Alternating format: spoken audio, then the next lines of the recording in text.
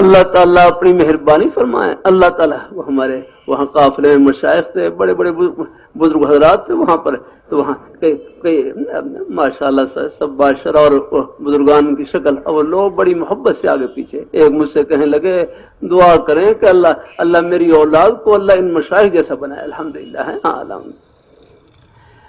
اللہ تعالیٰ اپنی مہربانی فرمائے, نیکی کا اثر ہوتا الحمدللہ. ہاں اللہ تعالیٰ اپنی بارگاہ مقبول فرمائے. حدیث میں آتا ہے نا, جب دو مسلمان ملتے ہیں مسافہ کرتے ہیں جدا ہونے سے پہلے ہی اللہ ان کے گناہوں کو بخش دیتے ہیں اللہ تعالیٰ. ہاں یہ ہے.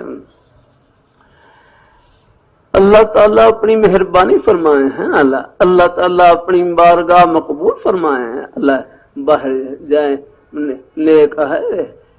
نیک باتوں کو نقل کیا جائے, باقی کوئی تھوڑی بہت کوئی کمی بیشی ہو اس کے اوپر پردہ ہی ڈالا جا رہا. ہم کیا ضرورت ذکر کرنے کی. اللہ تعالیٰ عرض کرتا رہتا ہوں اللہ تعالیٰ کی توفیق سے کسی مسلمان کو حقیر نہ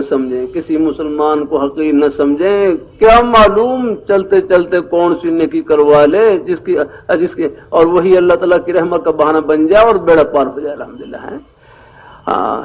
ہمارے مسکین پور شریف کے بڑے بزرگ فرمانے لگے کسی نیکی کو معمولی نہ سمجھیں. ایک نمبر سے آدمی پاس بھی ہو جاتا ہے, ایک نمبر سے فیل بھی ہو جاتا ہے. ہر نیکی کو یوں سمجھیں شاید یہ اللہ تعالیٰ کی رحمت کا بہانہ بن جائے. ہر گناہ کو یوں سمجھیں کہیں اللہ تعالیٰ کی ناراضی کا ذریعہ نہ بن جائے. اللہ